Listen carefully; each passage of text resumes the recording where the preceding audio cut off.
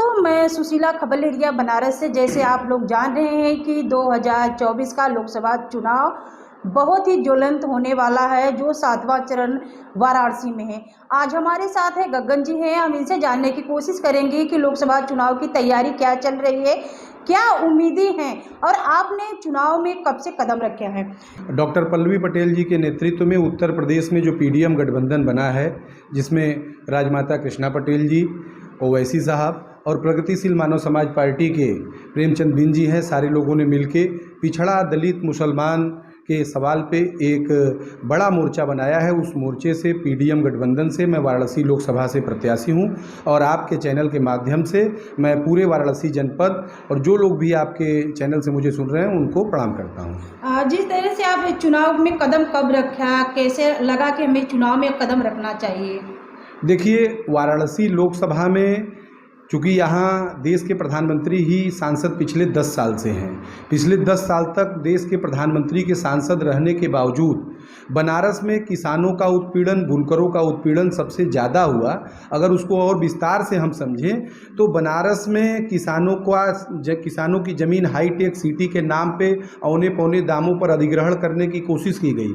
बनारस में ट्रांसपोर्ट नगर के नाम पे किसानों की उपजाऊ ज़मीन को लूटने की कोशिश की जा रही है। बनारस में वैदिक सिटी के नाम पे, काशी द्वार के नाम पे और जो रिंग रोड में बहुत ही कम, बहुत ही अनुचित मुआवजा दे के किसानों की ज़मीन ली गई, जिससे किसानों में आक्रोश था। और जो हमारे बुनकर हैं, जो बनारसी साड़ी पूरे विश्व में बनारस को अपनी एक पहचान दिलाता है, उस बनारसी साड़ी पे तमाम संकट आए, जीएसटी आए, एक्साइज ड्यूटी आए और लास्ट में पावरलूम पे जो हमको फ्लैट रेट में बिजली मिलती थी उसको कमर्शियल करके बुनकरों की रोजी रोटी पे हमला किया गया, उनके पेट पे लात मारा गया, उनका निवाला छीना गया।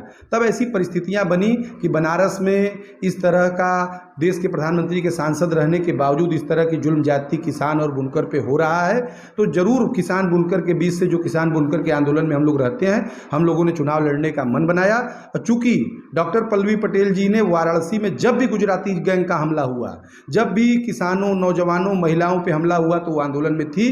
तो उनके आदेश पर, उनके आंदोलन के बल पे और तमाम अलायंस पार्टनर को मिलाकर हम लोगों ने पीडीएम गठबंधन बनाकर बड़ी मजबूती से बनारस के लोगों को एक विकल्प दिया है। क्या लगता है कि कितनी सीटें निकल पाएंगी, जनता का किस तरह के सपोर्ट हैं। देखिए, जनता पूरे देश में ही, पूरे उत्तर प्रदेश में ही वर्तमान केंद्र और प्रदेश सरकार से आजी जा चुकी है। रोजी रोटी के सवाल पे, दवाई, कमाई, पढ़ाई के सवाल पे, शिक्षा, लोकतंत्र और रोजगार के सवाल पे यह सरकार पूरी तौर पर फेल है। लेकिन बनारस की परिस्थितियां कुछ अलग हैं। बनारस में जो चुनाव हो रहा है, यहाँ देश के प्रधानमंत्री सांसद हैं और उनके विपक्ष में जो कैंडिडेट हैं, जो इंडिया अलायंस से कैंडिडेट है या और भी जो कैंडिडेट हैं, वो उनसे चुनाव नहीं लड़ रहे हैं, फिक्स करके लड़ रहे हैं। तो इसमें जनता की आवाज़ बनारस में दबती हुई दिखाई दे रही थी। इसलिए किसानों, बुनकरों के प्रतिनिधि के तौर पे हम लोगों ने चुनाव में भाग लिया है। बनारस की जनता हमें मत, समर्थन और आशीर्वाद देती है और मैं बनारस से सांसद होता हूँ। तो मैं आपको बताता हूँ कि बनारस में किसी भी किसान की ज़मीन भूमि अधिग्रहण के नाम पर लूटी नहीं जाएगी।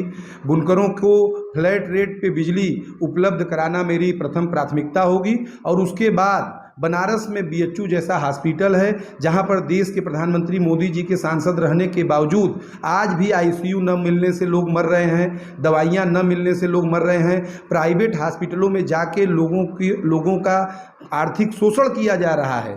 तो हम किसानों और बुनकरों के अलावा स्वास्थ्य के सवाल पे, और बनारस विद्या की नगरी, शिक्षा की नगरी, सांस्कृतिक नगरी मानी जाती है।